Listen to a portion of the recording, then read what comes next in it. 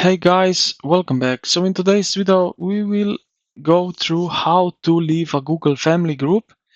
So let's get straight into it. You will go here to the google.com into this first window here. Now what you need to do is go to your profile, click on that and manage your Google account.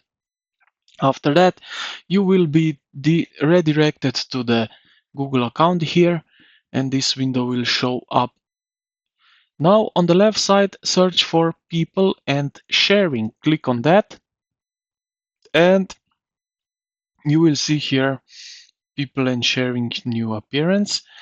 So I'm right now a manager of this group, so as you can see. But if you have more members, you will see them listed here.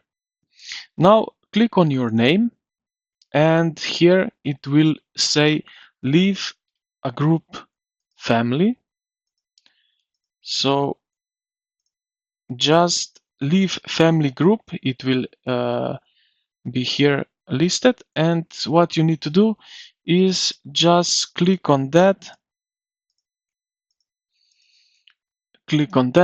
and you will be signed out and you will leave a family group.